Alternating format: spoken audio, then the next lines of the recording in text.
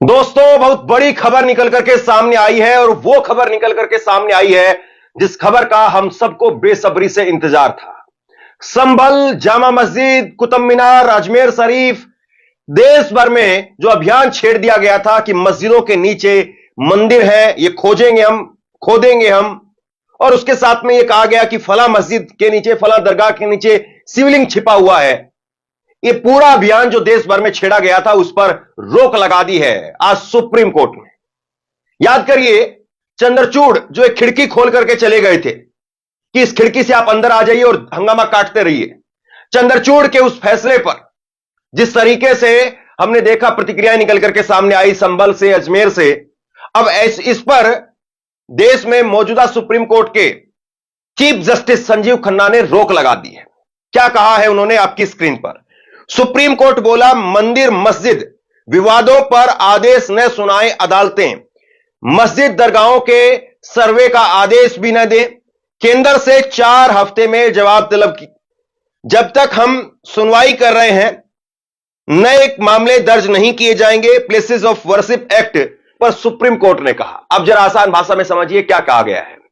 Supreme court ने 2 टूक कहा है कि आप नया कोई भी केस दर्ज नहीं करेंगे। मतलब अगर कोई किसी मस्जिद को लेकर के विवाद के लिए जाता है कोर्ट के अंदर, तो कोर्ट ये कहती है हम किसी को आने के लिए मना नहीं कर रहे हैं। ठीक है, आपको थाने में आना है, मान लो रिपोर्ट लिखवानी है, आइए आप, लेकिन रिपोर्ट नहीं लिखी जाएगी। मतलब आसान भाषा में समझा रहा हूं।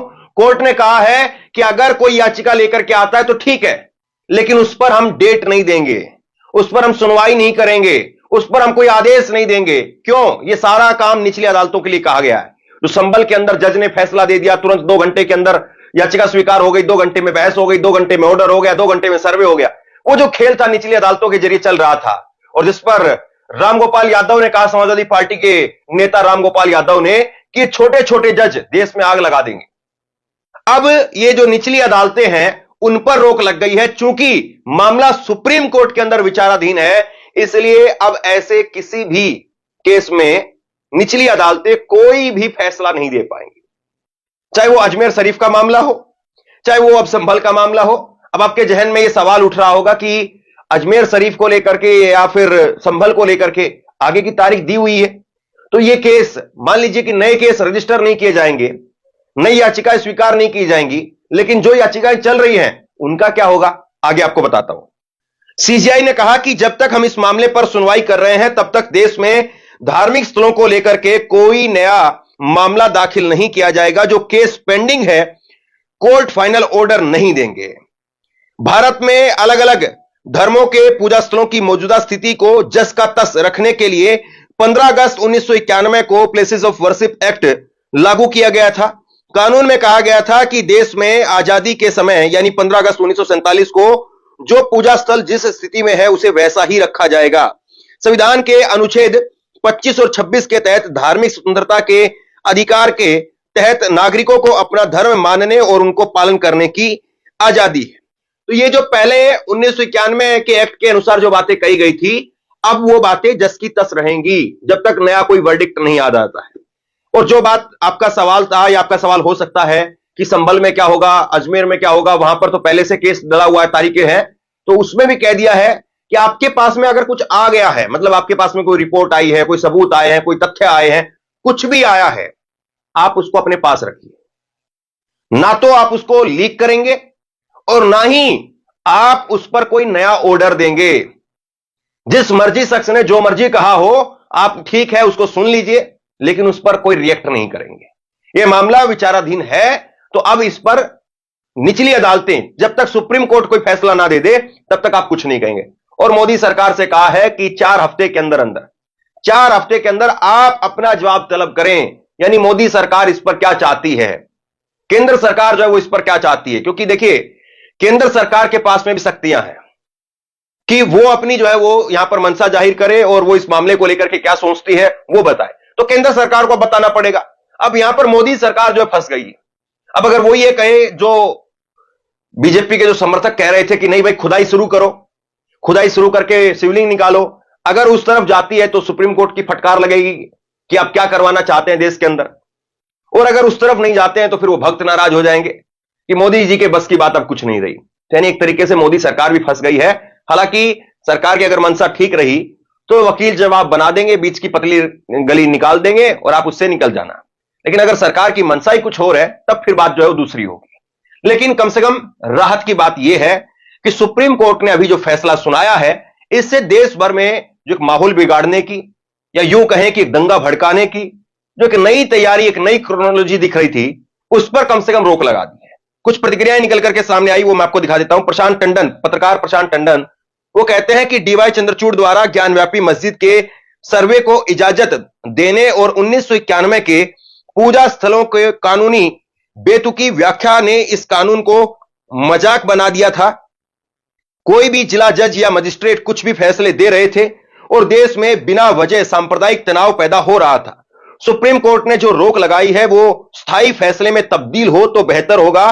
धार्मिक स्थलों की खुदाई शुरू होगी तो सिलसिला रुकेगा ही नहीं, स्वागत योग्य फैसला है।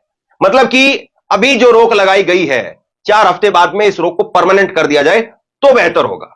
वरना अगर ये खुदाई एक बार शुरू हो गई तो फिर एक बार यहां होगी, फिर वहां होगी, फिर वहां होगी, फिर ये पक्ष करेगा, फिर वो पक्ष करेगा और फिर उसके बाद में बुड़ुम बुड़ुम बुड़ुम हमें यही सुनाई देगा।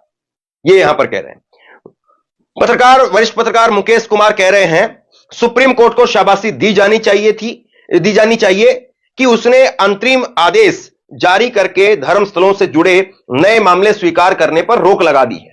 उसने किसी भी तरह के सर्वे, अंतरिम आदेश वगैरह देने पर भी रोक लगा दी है। यह खुशी की बात है, मगर हमें अदालतों के अंतिम फैसले का इंतजार करना चाहिए।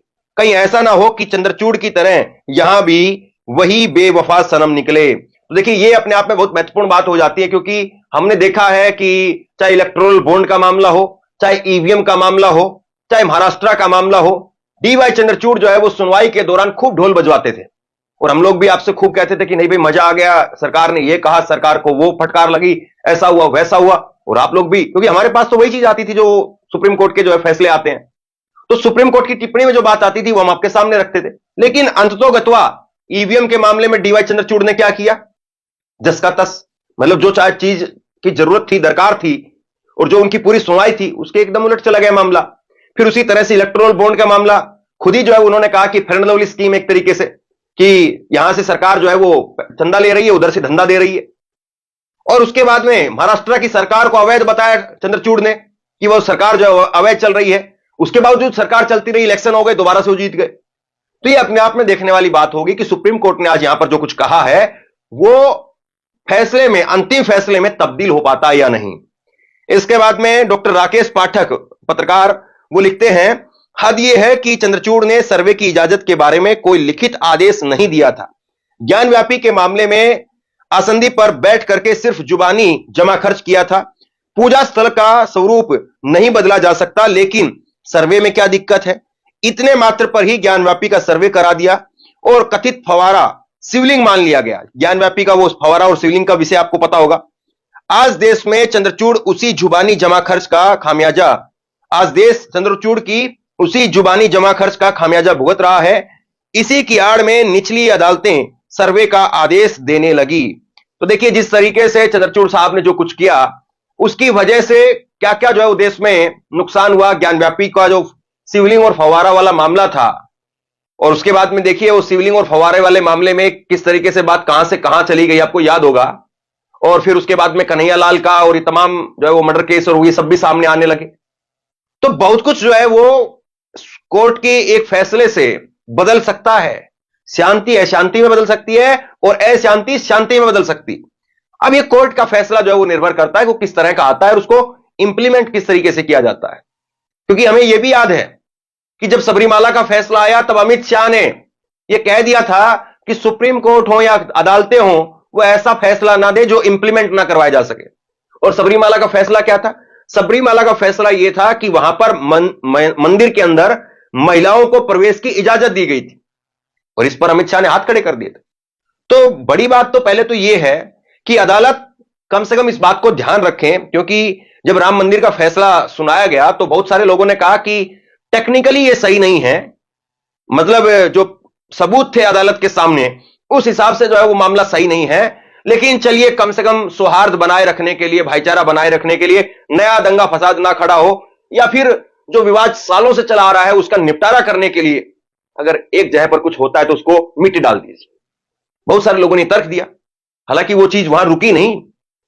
मोहन भागवत और तमाम लोग ये भी कहते रहे कि भाई ठीक है, अब हम यहीं पर दावा कर रहे हैं, इसके बाद में और कहीं नहीं करेंगे। मोहन भागवत का तो एक अब भी वीडियो वायरल हुआ था कि जगह जगह जो है वो मस्जिदों के नीचे शिवलिंग खोजना ये उचित बात नहीं है।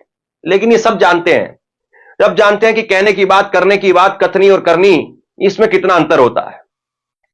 तो पहली बात तो यही है कि अदालत इस बात को भली भांति देखे, इस बात पर विचार करे। हालांकि अदालतें विचार करती हैं तभी फैसले आते हैं, ऐसा नहीं है कि कोई भी जज मुंह उठा करके कुछ भी बात कह देता है। लेकिन फिर भी कम से कम अदालत जो है वो इस बात पर भली भांति देखे, विचार करे कि उनके फैसले से क्या जो है वो समाज के अंदर मैसेज जा रहा है और इसके दूरगामी परिणाम क्या होंगे, इसके जो एंड रिजल्ट निकल करके आएगा वो क्या निकल करके आएगा और उससे क्या हो सकता है। तो ये सारी चीजें जो है वो गहराई से देखी परखी जरूर जानी चाहिए और उसी के बाद में जो है फैसला होना चाहिए। तो बहरहाल सुप्रीम कोर्ट ने जो यहां पर बात कही है निश्चित तौर पर एक बेहद स्वागत योग्य कदम है, लेकिन फिर इसी राइडर के साथ में कि ये फैसला अंतिम फैसले में भी बदले, तब जाकर के जो है वो भारत खोजो अभियान, भारत खोदो अभियान, मंदिर खोजो अभियान, जिस तरीके जो भी कह लीजिए आप, जो चलाया गया था उस पर रोक तब लग पाएगी। फौरी तौर पर आज के इस फैसले का मुझे लगता है कि स्वागत किया जाना चाहिए।